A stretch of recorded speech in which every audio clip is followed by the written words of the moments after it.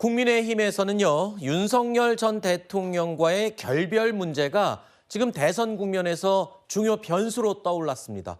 당 안팎에서는 윤 전 대통령이 스스로 탈당해야 한다는 목소리까지 나오기 시작했는데요. 김문수 국민의힘 대선 후보 이렇게 말했습니다. 들어보시죠.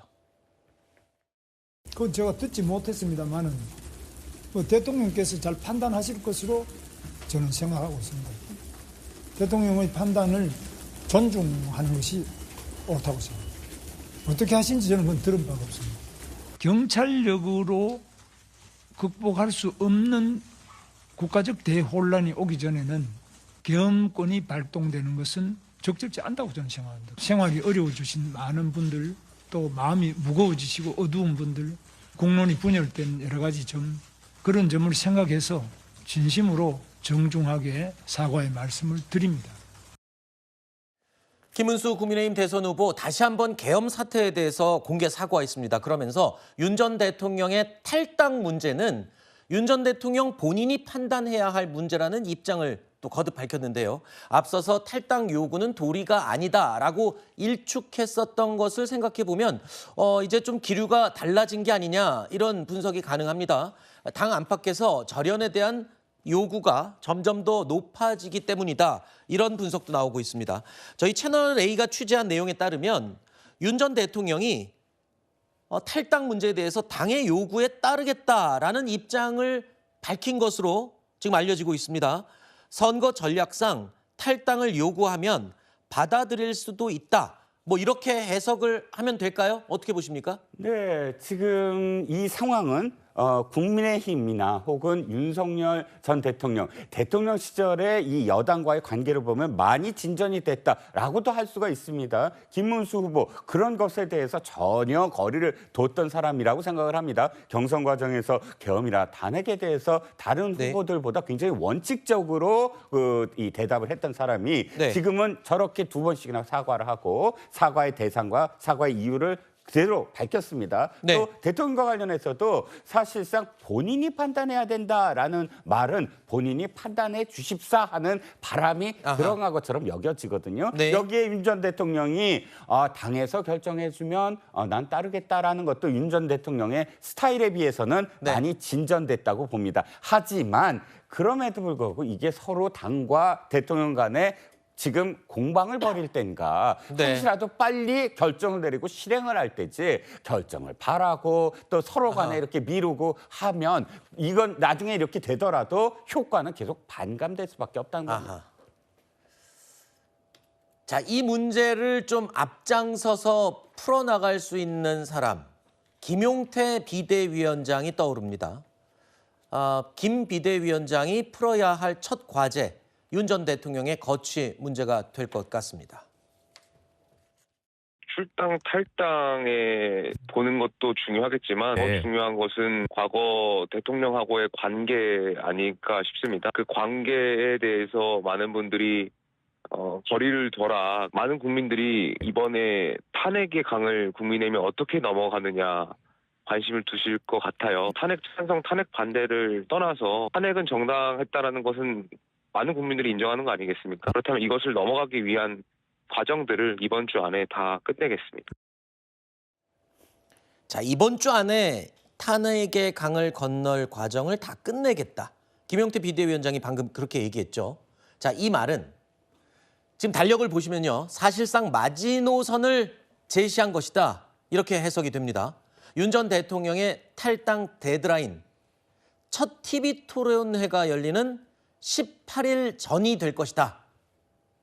이번 주말이네요. 이번 주말까지는 정리가 될 것이다. 이렇게 예상이 됩니다. 하지만 실제로는 그렇게 될지는 가봐야 알겠죠.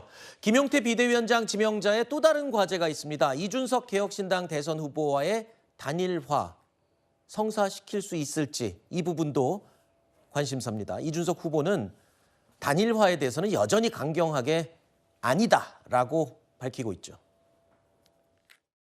만약에 단일화를 한다 하더라도 그것이 큰 것이 강압적으로 작은 것을 억누르는 형태라고 한다면 국민에게 어떤 감동도 주지 못할 것이다. 최대한 빨리 당대표를 찍어내고 온 국민이 눈으로 목도한 계엄을 일으키고 국민들을 위험에 빠뜨렸던 자당의 당원 윤석열에 대해 가지고는 모든 호의를 베풀고 있습니다. 개혁신당은 선명하게 개혁 보수의 길을 걷겠습니다.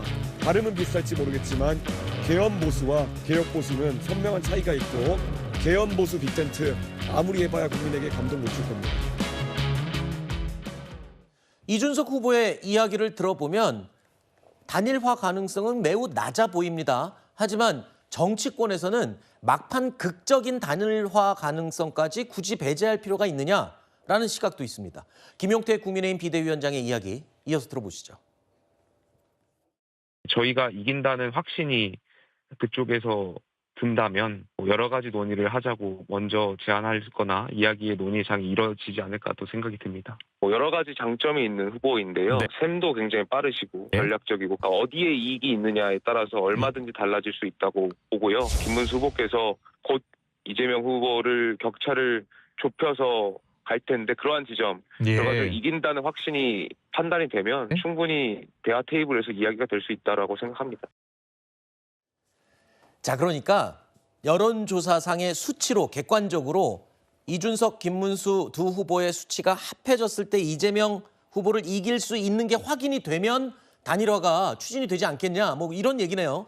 선거의 구도를 보면 이번에 중도 보수 후보의 단일화 없이 이재명 후보를 이긴다는 것은 사실상 불가능해 보입니다. 그게 현실이고요. 네. 그래서 지금 여러 여론조사들 나오고 있는데 결국엔 김문수 후보와 이준석 후보의 단일화가 성공했을 때 그 지지율이 이재명 후보를 위협하는 수준까지 올라가기만 한다면 저는 충분히 단일화 가능성이 열려 있다고 보고요. 그 시기는 아무래도 뭐 투표용지에 본인들의 이름이 찍히게 되는 25일 이전이 가장 최선이 될 것이라고 생각합니다. 네. 지켜보시는 입장에서는 어떻게 보셨어요?